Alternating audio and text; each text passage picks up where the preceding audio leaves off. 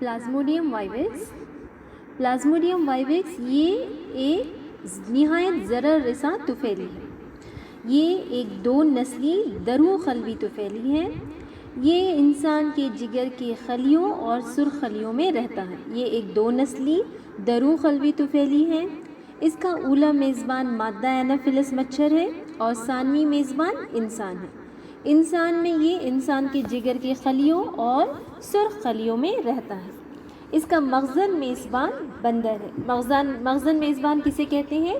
असल मेज़बान की अदम दस्तयाबी की सूरत में तुफैली दूसरे मेज़बान में रहता है जिसमें उसकी नशोनुमा नहीं होती है, तो उसे कहते हैं मखज़न मेज़बान। तो अव्वल मेज़बान इसका ऊला मेज़बान मादा एनाफिलस मच्छर है और सानवी मेज़बान इंसान है। मखज़न मेज़बान बंदर है। इसका तादियाई मरहला जो है दरांती नुमा बज़र हैवानचा है। तो प्रोटोजोन्स में प्लाज्मोडियम इंसान के निहायत ज़रर रेसा तुफैलियों में एक है। ये एक 2 नस्ली दरू खलवी तुफैली है। ये 2 नस्ली यानी इसका ऊला मेज़बान मादा एनाफिलस है और सानवी मेज़बान इंसान है। इसका मखज़न मेज़बान बंदर है। इसका तादियाई मरहला दरांती नुमा बज़र हैवानचा है। मलेरिया की तारीख़ देखेंगे। मलेरिया ये अतालवी ज़बान से माखूज़ है जिसके लफ्ज़ी मायने ख़राब हवा के हैं। फ्रांसीसी फ़ौजी डॉक्टर चार्ल्स लॉरेन ने मलेरिया के मरीज़ के खून में प्लाज्मोडियम को दरियाफ़्त किया। प्लाज्मोडियम को सबसे पहले किसने दरियाफ़्त किया? डॉक्टर चार्ल्स लॉरेन ने। इसके अलावा सर रोनाल्ड रॉस एक बरतानवी फ़ौजी डॉक्टर ने सिकंदराबाद आंध्र प्रदेश हिंदुस्तान में तहक़ीक़ाती काम के दौरान 20 अगस्त को मादा एनाफिलस मच्छर के मेदे की दीवार में प्लाज्मोडियम के बेज़ंबान को शनाख्त किया। इस काम के अवज़ रोनाल्ड रॉस को 1902 में नोबल इनाम अता किया गया और हर साल 20 अगस्त को यौम आलमी मलेरिया या यौम मच्छर मनाया जाता है। अतालवी माहिर साइंसदान GB ग्रॉसी और दिगर साइंसदानों ने प्लाज्मोडियम के दौरे हयात को मादा एनाफिलस मच्छर में दरियाफ़्त किया।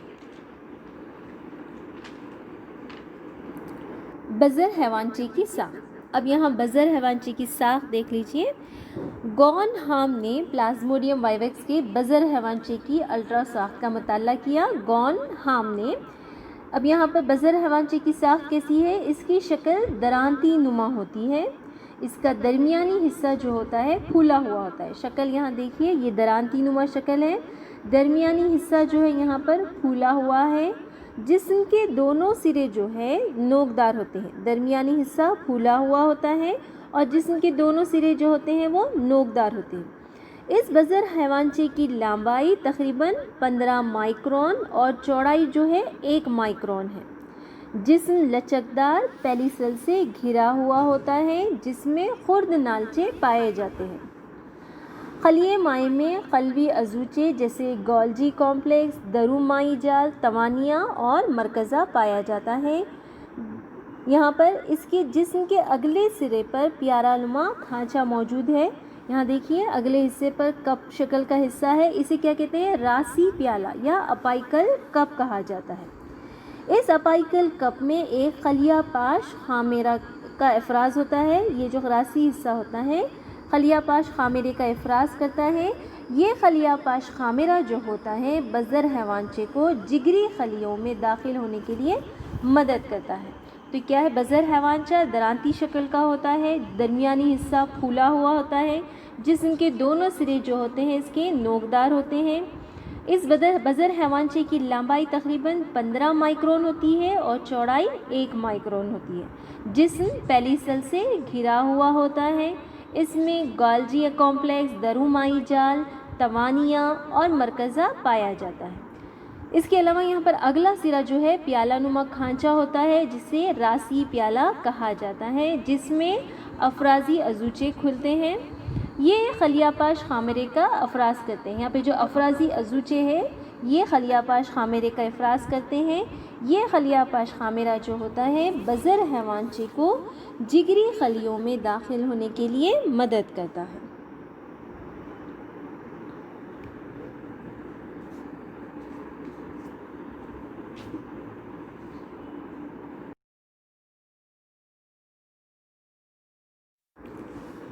اب دیکھیں گے ہم انسان میں پلازموڈیم کا دور حیات، یعنی انسانی مرحلہ پلازموڈیم کا۔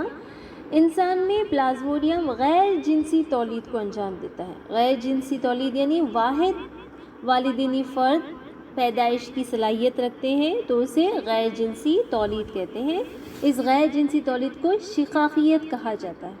انسان میں پلازموڈیم غیر جنسی تولید کو انجام دیتا ہے، اسے کیا کہتے ہیں؟ شقاقیت۔ تو انسان میں پلازموڈیم کہاں پایا جاتا ہے؟ جگری خلیوں میں اور احمر دموی جسمیوں میں، یعنی سرخ خلیوں میں۔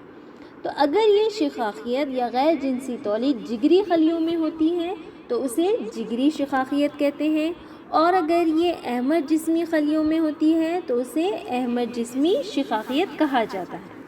تو یہاں پر ہم سب سے پہلے دیکھیں گے جگری شقاقیت، یعنی کہ جگر میں اس کی غیر جنسی تولید جو ہوگی اسے جگری شقاقیت کہیں گے۔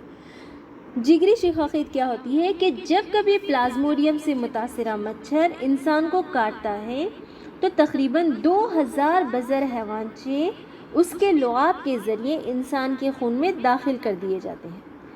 اس انسان کے خون سے یہ 2000 بزر حیوانچے تقریباً آدھے گھنٹے کے اندر جگری خلیوں میں پہنچ جاتے ہیں۔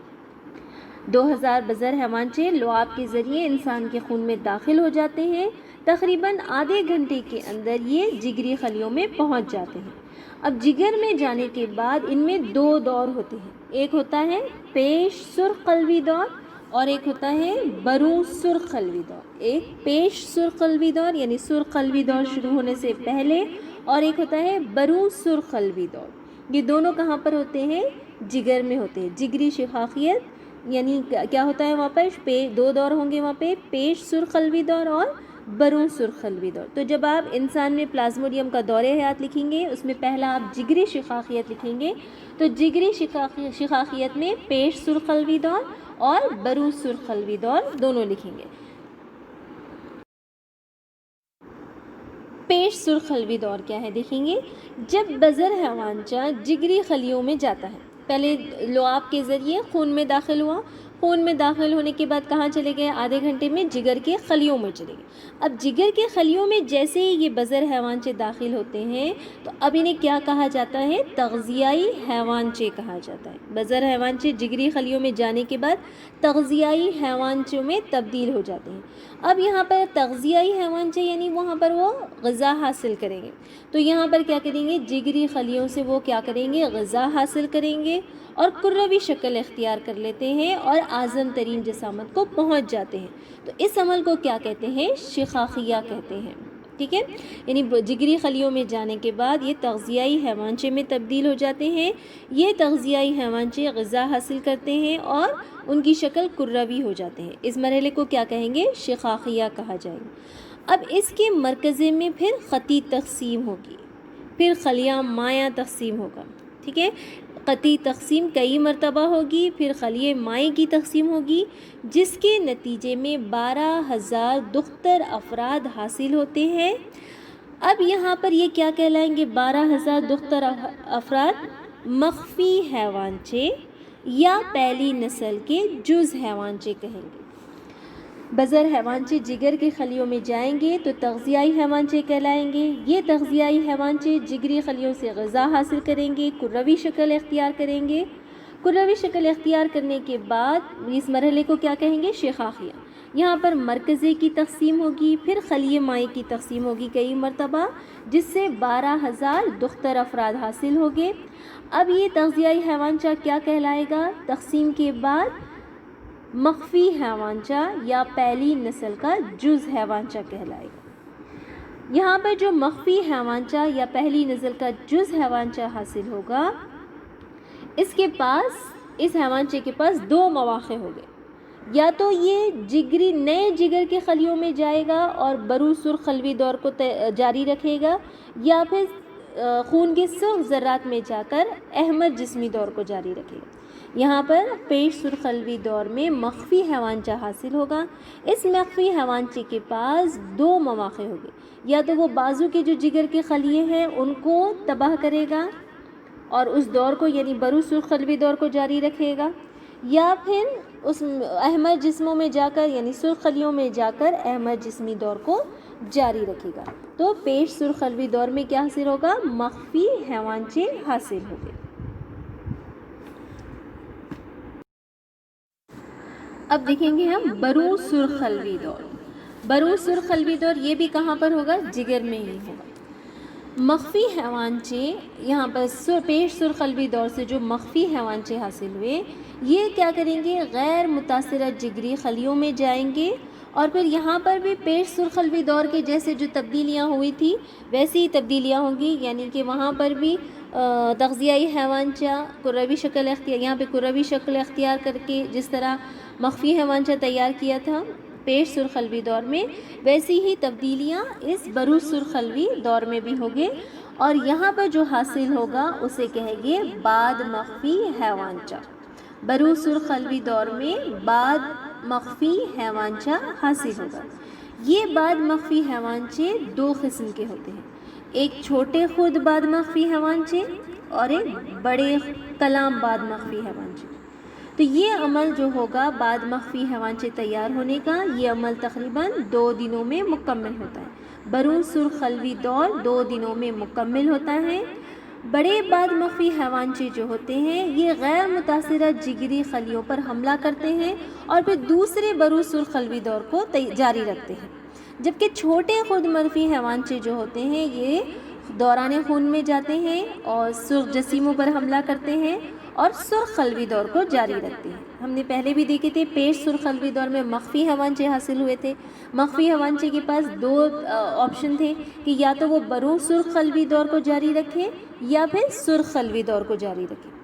तो जो बरू सुरखलवी दौर को जारी रखते हैं वो उससे क्या हासिल होंगे, बाद मख्फी हैवानचे हासिल होंगे। ये बाद मख्फी हैवानचे भी 2 किस्म के होंगे, एक छोटे खुर्द बाद मख्फी हैवानचे और एक बड़े बाद मख्फी हैवानचे। बड़े बाद मख्फी हैवानचे क्या करेंगे, ये फिर दूसरे जिगर के खलियों को हमला करते हुए बरू सुरखलवी दौर को जारी रखेंगे, जबकि खुर्द बाद मख्फी हैवानचे जो होंगे वो दौरान खून में दाखिल होते हैं और सुरखलवी दौर को जारी रखते हैं। तो बरू सुरखलवी दौर में छोटे खुद बाद मख्फी हैवानचे और बड़े बाद मख्फी हैवानचे हासिल होते हैं।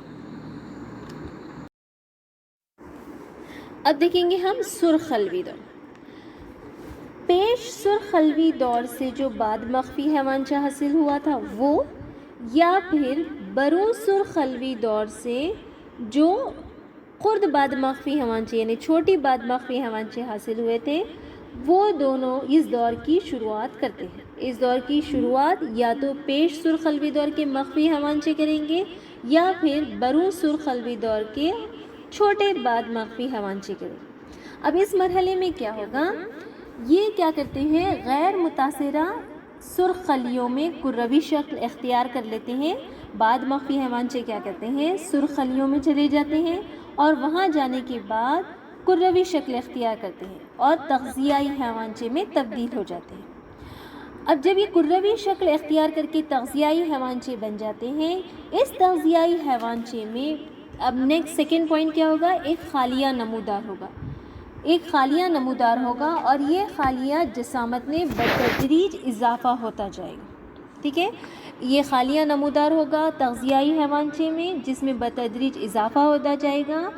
फिर ये खालिया मरकज़ा मुहीती हिस्से में मुंतकिल हो जाता है।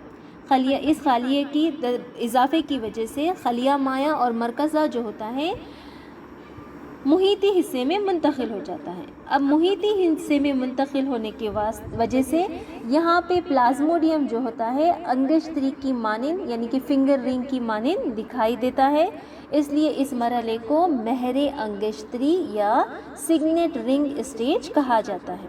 सुरखलवी दौर की इब्तिदा या तो पेश सुरखलवी दौर में हासिल होने वाले मख्फी हैवानचे से होगी या फिर बरू सुरखलवी दौर के खुर्द बाद मख्फी हैवानचे से होगी।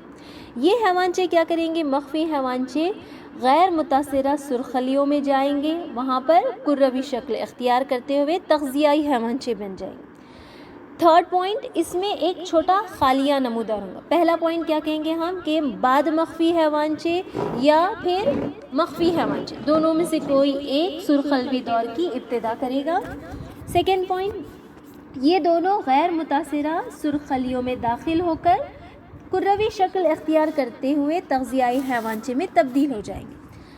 تغذیائی حیوانچے میں تبدیل ہونے کے بعد تھرڈ پوائنٹ کیا ہوگا کہ یہاں پر خالیہ نمودار ہوتا ہے جس کی جسامت میں اضافہ ہوتا ہے۔ اس خالیے کی جسامت میں اضافہ ہونے کی وجہ سے خلیہ مائع اور مرکزہ جو ہوتا ہے وہ محیطی حصے میں چلے جاتا ہے۔ اس تغذیائی حیوانچے کا خلیہ مائع اور مرکزہ محیطی حصے میں جانے کی وجہ سے یہاں پہ پلازموڈیم فنگر رنگ کی مانند دکھائی دیتا ہے، اس لیے اس مرحلے کو کیا کہیں گے؟ مہر انگیشتری کہا جائے گا۔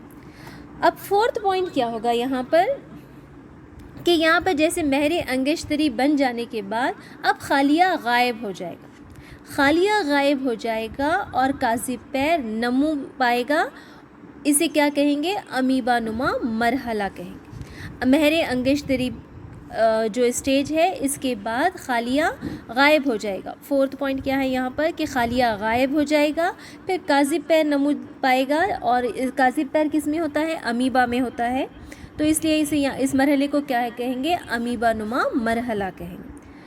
اب نیکسٹ پوائنٹ ففتھ پوائنٹ کیا رہے گا یہاں پہ کہ کاذب پیر کی مدد سے یہ کیا کریں گے کہ احمر جسمیوں کی مافیا کو بطور غذا استعمال کریں گے اور جسامت میں بڑھ جائے گی۔ اس وجہ سے کیا ہوگا؟ احمر جسمی کی جسامت دگنا ہو جائے گی۔ اس عمل کو کیا کہیں گے؟ بیش پروری کہیں گے۔